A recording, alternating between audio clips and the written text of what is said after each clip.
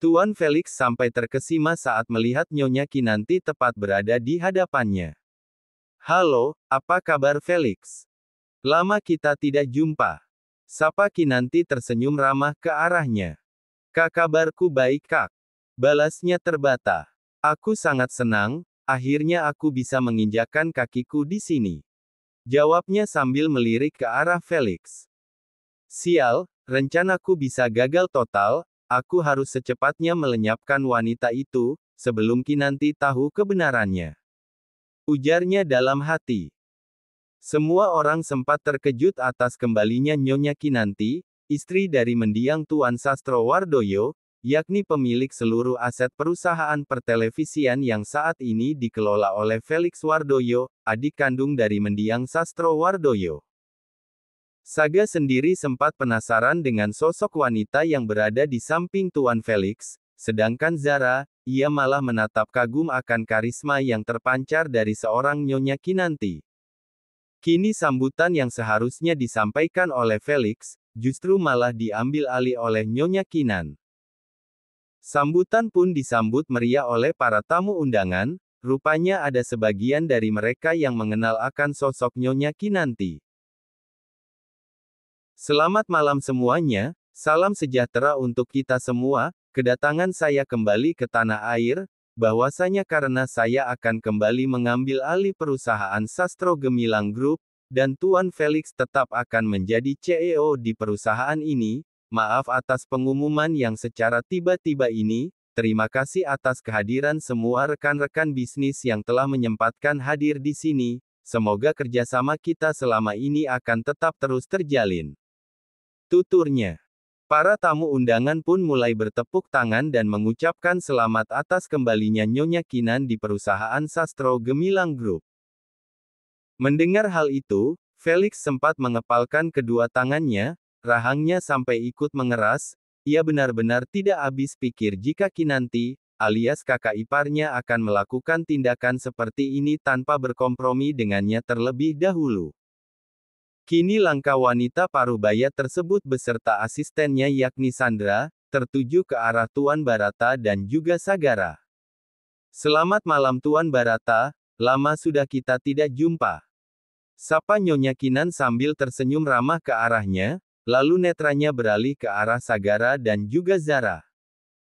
"Selamat malam juga Nyonya Kinan, senang sekali bisa kembali bertemu dengan Anda. Sudah hampir 10 tahun kita tidak bersua, saya yakin jika Melinda tahu, pasti dia akan sangat senang sekali."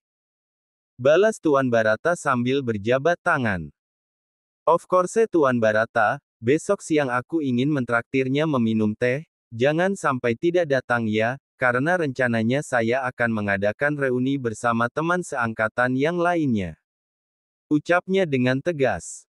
Kemudian Sagara menyapa Nyonya Kinan, begitu pun dengan Zara, dan kini keduanya saling berjabat tangan. "Oh, jadi kau ini adalah putra dari mendiang Tuan Shailendra. Ya ampun, berarti kamu adalah putra satu-satunya Nyonya Jelita. Iya kan?" tanyanya sangat yakin. Sagara benar-benar tidak percaya jika Nyonya Kinan mengenali ibunya. "Benarkah itu? Saya baru tahu jika Nyonya telah mengenal ibuku. Ceritanya panjang dan tidak akan cukup waktu yang sebentar jika saya menjelaskannya saat ini. Jangan lupa tolong sampaikan kepada ibumu, untuk menemuiku besok di restoran Seruni jam 1 siang."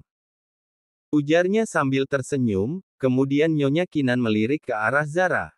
"Apakah wanita ini adalah istrimu?" "Betul sekali Nyonya, namanya Zara Hafizah dan kami baru saja menikah." "Wow, selamat ya Tuan Sagara, semoga pernikahanmu langgeng, mungkin jika putriku masih hidup, ia sudah menjadi istrimu." Cetusnya malah membuat Sagara mengerutkan kedua alisnya. "Nyonya, sudah saatnya kita kembali ke mansion, Anda harus beristirahat untuk acara besok."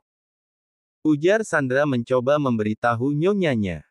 Akhirnya Nyonya Kinanti berpamitan dan segera kembali menuju mansion miliknya. Kini acara makan malam dimulai setelah Tuan Felix meresmikan perusahaan barunya di bawah naungan Sastro Gemilang Group. Kemudian Felix sengaja mendekati Sagara yang saat ini sedang bersama Tuan Barata dan juga Tuan Antonius. Sedangkan Zara sekarang ini pergi menuju toilet, dengan didampingi oleh 3 orang pengawal, kemudian ke-7 pengawal lainnya ditugaskan untuk menjaga area tersebut.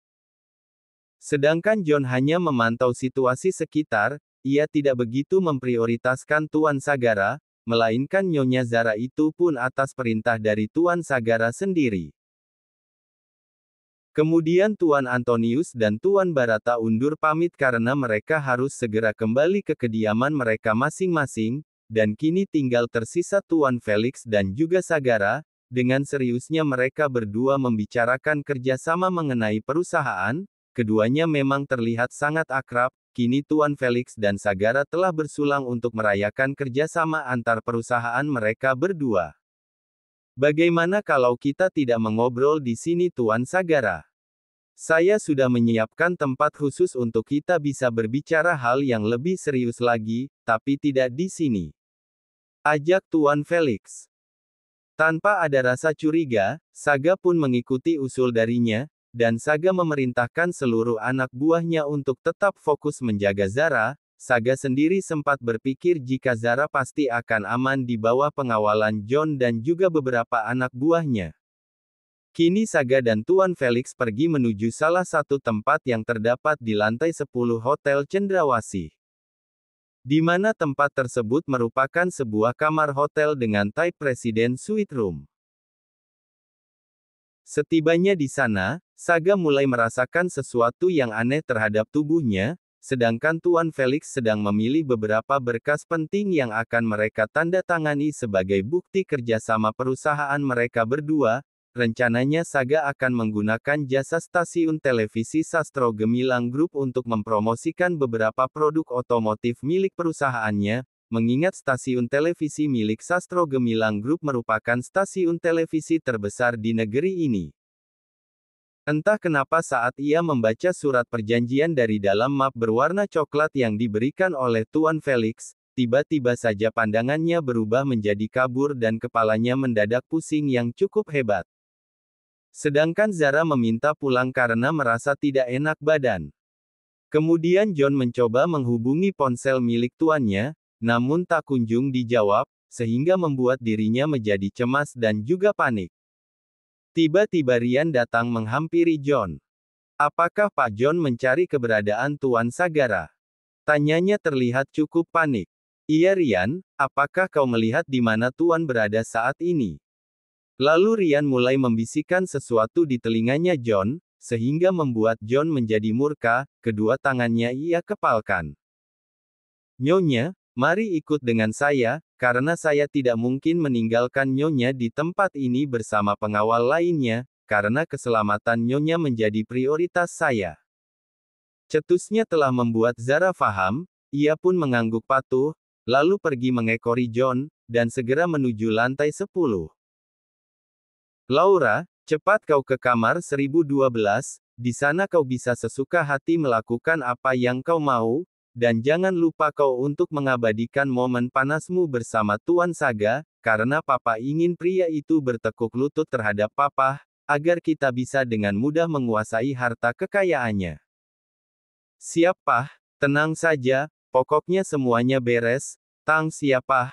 Akhirnya aku bisa memiliki Sagara seutuhnya, ternyata Papa benar-benar bisa diandalkan. Ucapnya sambil memeluk papahnya. Kemudian Tuan Felix memutuskan untuk bergegas pergi, agar tidak ada yang mencurigainya. Kini Zara dan Rian bersembunyi di balik tembok penghalang kamar 1012, dan benar saja, kini mereka bertiga melihat Laura sedang berusaha masuk ke dalam kamar tersebut, di mana di dalam sana sudah ada Tuan Sagara yang telah berhasil dilumpuhkan oleh Felix. Tanpa berpikir panjang, John bergegas melangkah menuju arah Laura, dan saat Laura berhasil membuka pintu tersebut dan berusaha masuk ke dalam, usahanya telah digagalkan oleh John. Anda tidak akan bisa menyentuh Tuan Sagara, dasar wanita pelakor. Sungutnya telah membuat Laura kesal bukan main. Zara yang menyaksikan langsung kejadian ini, menatap tidak sukanya kepada Laura.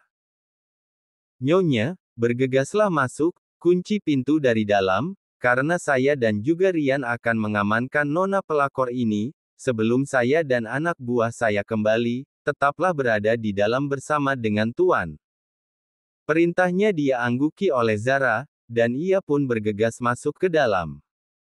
Laura yang melihatnya pun tampak kesal dibuatnya, karena misinya kali ini telah gagal total.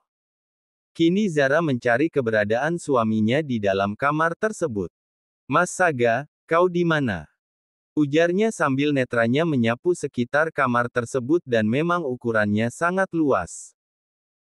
Mendengar suara yang ia sangat kenal berada di kamar ini, Saga yang saat ini berada di atas tempat tidur, berusaha bangkit, entah kenapa ia merasa gair asterisnya sudah berada di atas ubun-ubun. Apa yang telah terjadi denganku? Kenapa aku menjadi seperti ini? Ucapnya sambil memijit pelipisnya. Kini Saga terus melangkahkan kedua kakinya menuju arah suara seorang wanita yang ia yakini itu adalah suara Zara. Dan benar saja, akhirnya Saga berhasil menemukan Zara, begitupun dengan Zara. Mas Saga, akhirnya aku menemukanmu. Cakapnya tersenyum senang. Begitupun dengan Sagara, ia langsung memeluk Zara dengan erat. Sayang, bisakah kau membantuku? Kepalaku rasanya mau pecah. Mas Saga kenapa? Apa yang bisa aku bantu, Mas? Tanya Zara dengan dahi mengkerut, ia melihat ada sesuatu yang aneh terhadap suaminya. Tanpa ada aba-aba, Saga dengan brutalnya melahap bibir ranum istrinya, otomatis Zara terkejut buka main. Kali ini Zara benar-benar tidak bisa melakukan perlawanan, tenaganya kalah kuat oleh tubuh kekar suaminya. Mas Saga, apa yang telah terjadi denganmu? Jangan kau renggut kehormatanku dengan cara seperti ini. Batinnya seraya ingin menjerit.